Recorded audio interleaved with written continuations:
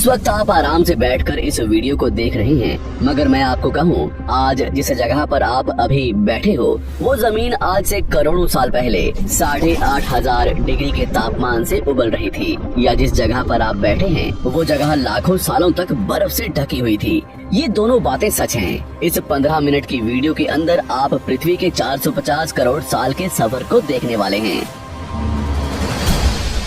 जिस जगह आज हमारा सौरमंडल है, वहाँ विभिन्न प्रकार की गैस और धूल के बादल हुआ करते थे। वैज्ञानिकों के मुताबिक इन धूल के बादलों से दूर एक तारा हुआ करता था। वक्त के साथ साथ उस तारे की ऊर्जा कम होने लगी, जिसके कारण उसके अंदर एक विशाल विस्फोट हुआ। विस्फोट की वजह से अंतरिक्ष की ये धूल एक दूसरे से दबने लगी।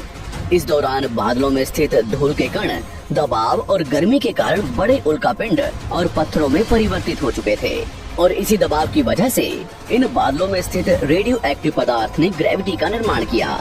इस ग्रेविटी के कारण बीच में हाइड्रोजन और हीलियम इकट्ठा होने लगे। बीच के इस भयंकर दबाव के कारण एक विशाल विस्फोट हुआ, और इसी विस्फोट के कारण हमारे सूरज का जन्म हुआ। अंतरिक्ष में फैले एस्ट्रॉयड यानी क्षुद्र ग्रहों में भारी वजन की वजह से सूरज के करीब आकर सूरज की परिक्रमा करने लगे। धीरे धीरे इन्हीं एस्ट्रॉयड में भारी टकराव हुआ, जिसके फलस्वरूप मरकरी, विनस, अर्थ और मार्स जैसे ग्रहों का निर्माण हुआ। वैज्ञानिकों के मुताबिक उस वक्त पृथ्वी और मार्स यानी मंगल ग्रह के बीच थिया नामक ग्रह सूरज की परिक्रमा किया करता था। पृथ्वी पर ग्रेविटी होने की वजह से सूरज की परिक्रमा करने वाले एस्ट्रॉयड अब पृथ्वी की परिक्रमा करने लगे, और धीरे धीरे करोड़ों सालों तक ये पृथ्वी पर गिरते रहे। और ऐसी घटना हमारे पड़ोसी ग्रह थिया पर भी हो रही थी, जिसके कारण थिया पृथ्वी के और करीब आने लगा और आकर पृथ्वी से टकराया। इस भयंकर टकराव की वजह से पृथ्वी के हिस्से कणों के रूप में अंतरिक्ष में फैल गए और एक रेस की तरह पृथ्वी की परिक्रमा करने लगे। इन्हीं परिक्रमा करते हुए कणों में टकराव होने लगा, जिसके कारण हमारे चांद का निर्माण हुआ। उस वक्त पृथ्वी पर सिर्फ एक ही समुद्र हुआ करता था, और वो था 1900 डिग्री सेल्सियस के तापमान पर उबलते हुए लावे का। उबल रही थी वो सारी चीजें जिसे आज आप अलग अलग नाम से जानते हैं। वक्त के साथ साथ पृथ्वी धीरे धीरे ठंडी हो रही थी, जिसके कारण पृथ्वी के भारी तत्व जैसे धातु और रेडियो एक्टिव पदार्थ पृथ्वी के केंद्र में जाकर इकट्ठा हो गए, और हल्के पदार्थ पृथ्वी की सतह पर आ गए। लाखों सालों तक पृथ्वी पर उल्कापिंडों की बरसात हुई, और इन गिरते हुए उल्कापिंडों में जमा था नमक, मिनरल्स और पानी। करोड़ों सालों तक इन उल्कापिंडों की बरसात होती रही, और धीरे धीरे पृथ्वी की ऊपरी सतह पानी से ढकने लगी। वैज्ञानिकों के मुताबिक यही वो वक्त था जब दूर गहरे पानी के अंदर निकलते ज्वालामुखियों से पहली बार सूक्ष्म जीवों का निर्माण हुआ। लाखों सालों बाद एक वक्त ऐसा आया जब पृथ्वी की पूरी सतह पानी से ढक चुकी थी। हमारी पृथ्वी के सबसे अंदर का कोर रेडियो एक्टिव पदार्थ से बने होने की वजह से हरदम गर्म होता रहता है, लेकिन जब भी पृथ्वी की ऊपरी जमीन ठंडी हो जाती है, तब पृथ्वी के अंदर की गर्मी बाहर नहीं निकल पाती, जिसके कारण ज्वालामुखियों का निर्माण होता है। और उस वक्त कुछ ऐसा ही हुआ। पानी से ढकी हुई पृथ्वी पर हजारों की तादाद में ज्वालामुखी निकलने लगे, और आने वाले लाखों सालों तक इन ज्वालामुखियों का निकलना जारी रहा, जिससे पानी के ऊपर जमीन का निर्माण हो रहा था। इस वक्त भी पृथ्वी पर वातावरण न होने की वजह से अंतरिक्ष से उल्कापिंडों की बरसात हो रही थी। आज से लगभग 300 करोड़ साल पहले पृथ्वी पर ऐसा वक्त आया जब पृथ्वी का वातावरण लगभग स्थिर होने लगा था। ज्वालामुखी निकलने धीरे हो गए थे, और पृथ्वी का एक दिन 12 घंटे का हुआ करता था। साल बीतते गए, और धीरे धीरे ये सूक्ष्म जीव विकसित होते गए और समूह में रहने लगे। आज से लगभग 250 करोड़ साल पहले पहली बार पृथ्वी पर ऐसे जीवों का निर्माण हुआ जो जीने के लिए ये पानी के अंदर के मिनरल्स यानी खनिज पदार्थ और धूप का इस्तेमाल करते थे, और मल त्याग के रूप में ऑक्सीजन बाहर निकालते थे। इस वक्त तक पृथ्वी पर ज्यादातर ज्वालामुखी निकलने बंद हो चुके थे, और इन माइक्रोबैक्टीरिया की वजह से वातावरण में ऑक्सीजन की मात्रा बढ़ रही थी। वातावरण में ऑक्सीजन बढ़ने की वजह से पृथ्वी का वायुमंडल बनना शुरू हुआ, और आने वाले हजारों सालों तक वातावरण में ऑक्सीजन की मात्रा बढ़ती रही, जिसकी वजह से पृथ्वी के ज्यादातर हिस्सों में ये सूक्ष्म जीव फैल गए। हजारों सालों बाद एक वक्त ऐसा आया जब पृथ्वी में ज्यादा ऑक्सीजन बढ़ने के कारण ये सूक्ष्म जीव मरने शुरू हो गए। उस वक्त तक पृथ्वी का वातावरण ठंडा होने के साथ साथ ऑक्सीजन से भी भर चुका था, जिसके कारण जमीन और वातावरण में स्थित आयरन यानी लोहे के मिनरल्स पानी में स्थित ऑक्सीजन से रिएक्ट होने लगे। और एक वक्त ऐसा आया जब पृथ्वी की जमीन आज के मार्स के जैसे लाल हो चुकी थी। वक्त बीतने के साथ साथ धरती की टेक्टोनिक प्लेट्स में दरार होने लगी, जिसके कारण पृथ्वी के अंदर का लावा जमीन की तरह कई लाखों सालों तक खुला उबलता रहा।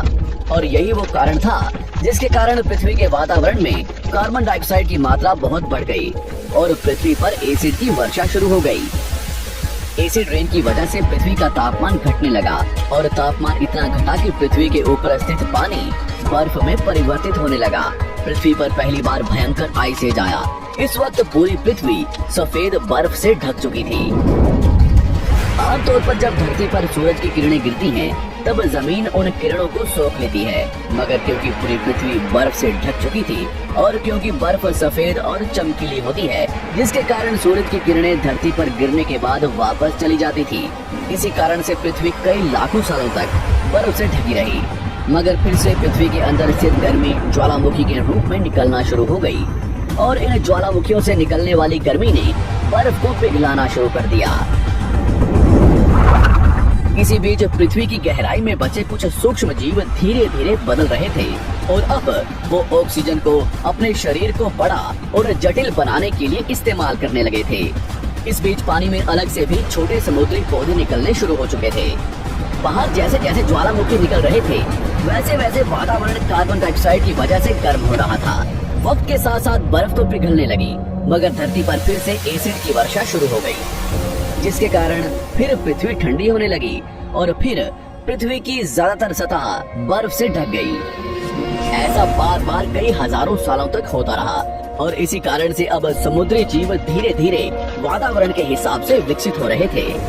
इस बीच कई सारे जीव और समुद्री जंगल विलुप्त हो गए, मगर जो बच गए वो धीरे धीरे पृथ्वी के बदलते तापमान के हिसाब से ढलते गए और अब हजारों सालों बाद समुद्री पेड़ बर्फ की वजह से पूरी तरह से मरते या सूखते नहीं थे। अब सूक्ष्म जीव समुद्री जीव बन चुके थे। जब फिर से ज्वालामुखियों ने पृथ्वी की बर्फ को पिघलाना शुरू किया, तब ये समुद्री पेड़ जल्दी विकसित होकर फैल गए। धीरे धीरे वातावरण में ऑक्सीजन की मात्रा बढ़ने लगी और पृथ्वी पर होने वाली एसिड की वर्षा कम होने लगी। वातावरण में ऑक्सीजन आने की वजह से पृथ्वी की ओजोन लेयर्स मोटी होने लगी और आज से लगभग 47 करोड़ साल पहले पृथ्वी की ऊपरी सतह पर पहली बार मोसोस नामक प्लांट उगना शुरू हुआ। वक्त के साथ साथ जमीन पर अलग अलग प्रकार के पौधे और पेड़ उगना शुरू हुए। एक वक्त ऐसा आया जब जमीन के पेड़ों की लंबाई लगभग 80 से 100 फीट जितनी या आज के 5 से 6 मंजिला बिल्डिंग जितनी ऊंची हो चुकी थी। ये वो वक्त था जब समुद्री जानवर समुद्र से बाहर निकल रहे थे और जमीनी जानवरों में परिवर्तित हो रहे थे। धरती की ज्यादातर जमीन एक जगह इकट्ठी हो चुकी थी, जिसे आज हम पैंजिया महाद्वीप के नाम से जानते हैं। पृथ्वी का वातावरण और तापमान लगभग स्थिर हो चुका था और अब करीब 21 से 23 घंटे का दिन हुआ करता था। अब समुद्री जीव पानी से बाहर रहने लगे थे और वातावरण के हिसाब से उनके शरीर का रंग रूप बदल रहा था। धीरे धीरे ये जमीनी जानवर डायनासोर्स में परिवर्तित हो गए। जिन डायनासोर्स ने पेड़ पौधे खाने शुरू कर दिए, उनका शरीर लंबा और विशाल रूप से विकसित होने लगा। कुछ डायनासोर्स शिकार किया करते थे, जिसके कारण वे छोटे और तेज होते चले गए।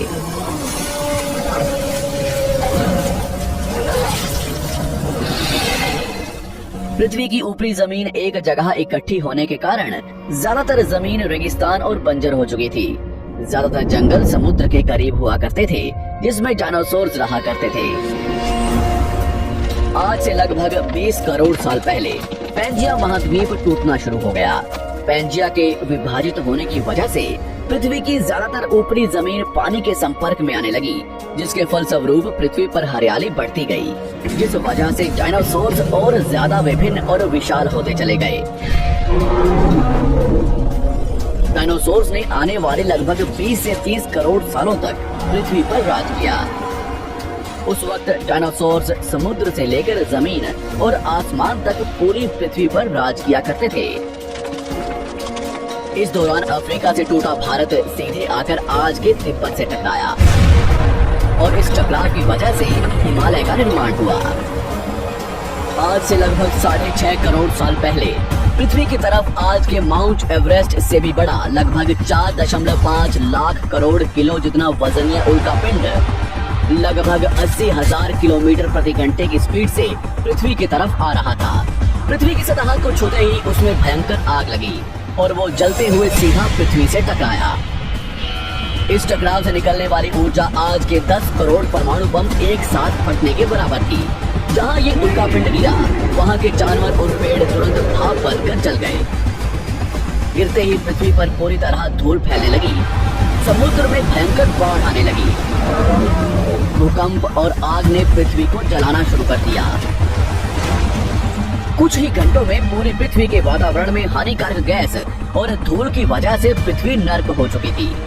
डायनासोर्स, घुटन, आग और भूखमरी से पूरी तरह विलुप्त हो गए। इस वक्त हमारे पूर्वज जमीन के अंदर रहा करते थे, जिसके कारण वो इस विशाल प्रलय से बच गए। पृथ्वी का वातावरण पूरी तरह से काला और अंधेरा हो चुका था, जिससे धूप भी जमीन तक नहीं पहुंच पा रही थी। पृथ्वी के पेड़ और ज्यादातर जानवर विलुप्त हो गए। वातावरण में धूल और हानिकारक गैस के कारण पृथ्वी पर फिर से एसिड की वर्षा शुरू हो गई और फिर पृथ्वी ठंडी होकर बर्फ से ढक गई। लेकिन इस बार पृथ्वी की बर्फ लाखों सालों तक नहीं जमी रही और 80 से 90 हजार साल बाद ये बर्फ पिघलनी शुरू हो गई। जैसे ही धरती पर वातावरण फिर से पहले जैसा होने लगा, वैसे ही ये छोटे जीव जमीन से बाहर आना शुरू हो गए।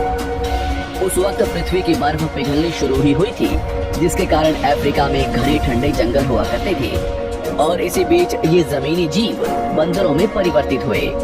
मगर जैसे जैसे पृथ्वी गर्म होने लगी, वैसे वैसे अफ्रीका के ये जंगल सूखने लगे। जंगल की चीजें खाने वाले बंदरों को खाने की कमी होने लगी। खाने की तलाश में इन बंदरों ने अपने पैरों पर चलना शुरू कर दिया, जिससे उन्हें दूसरे जानवरों के शिकार करने में मदद मिलती थी।